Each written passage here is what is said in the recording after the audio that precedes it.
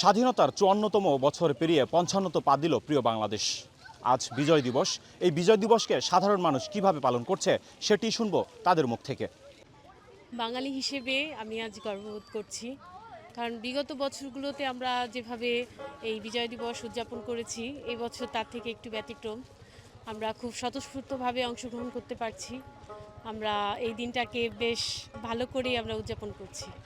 আসলে বিজয় দিবস আমাদের একটা অত্যন্ত গুরুত্বপূর্ণ একটি দিন। এই দিনটা আমরা অপেক্ষায় থাকি যে বছরে একবারই আসে।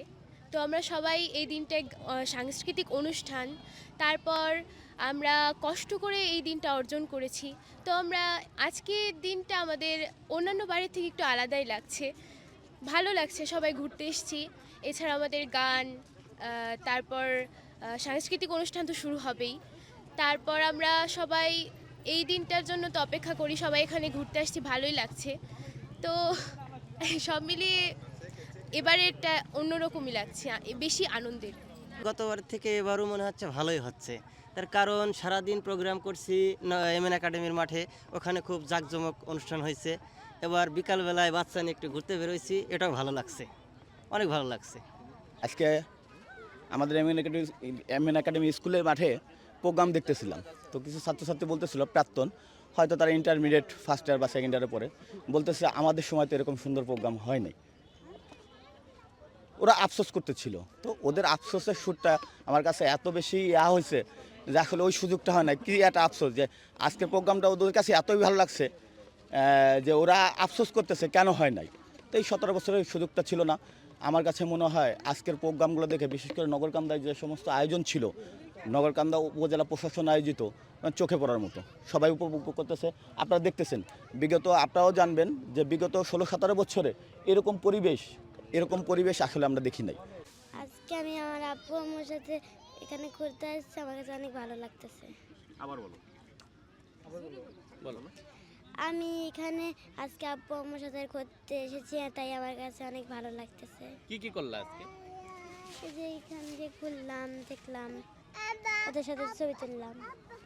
সকালের প্রোগ্রাম আমরা দেখছি, সকালের প্রোগ্রামটা অনেক সুন্দর ছিল। সকাল স্কুলের প্রোগ্রাম শেষ করে আমরা যে এখন বিকেলবেলা মানে দেখতে আসছি, খুব ভালো। দেখেন, এই বিজয় দিবসটা আসলে বাঙালি জাতির সাথে বা জাতির শেকড়ের সাথে আসলে যায়। এটি আমাদের আসলে গর্বের একটা ইতিহাস। এই বিজয় দিবসে আমরা প্রতি বছরই কিন্তু অপেক্ষা করি যে কখন এই 16ই ডিসেম্বর আসবে, কখন মানুষ এই 16ই ডিসেম্বর এই দিনটি উদযাপন করবে।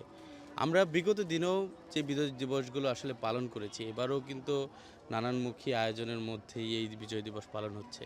সকালে প্রশাসনের পক্ষ থেকে নানান আয়োজন করেছে। আবার এখন বিকালবেলা এখানে আমরা ঘুরতে এসেছিলাম, এখানে দেখলাম যে অনেক মানুষ এই আজকের এই দিনটা আসলে উদযাপন করছে। মূলত এই দিনটাকে কেন্দ্র করে আসলে ওই অফিস আদালত বিভিন্ন জায়গা থেকে আসলে ছুটি পায় মানুষ।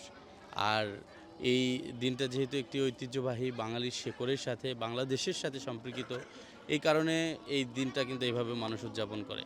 আর সর্বোপরি কথা হলো যে বিগত দিনে মানুষ যে শেকলবন্দি ছিল, সেই শেকলবন্দি জায়গা থেকে বেরিয়ে এসে এবার এই সময়ে যে বিজয় দিবসটি পালন করছে, সেটি তাদের ভিতরে যে একটি স্বতঃস্ফূর্ত অংশগ্রহণ, সবাই যে একটি স্বাচ্ছন্দ্যে আনন্দ উপভোগ করছে, এটি আসলে বলাই যায় এবং আমাদের কাছে এমনটাই মনে হতেছে।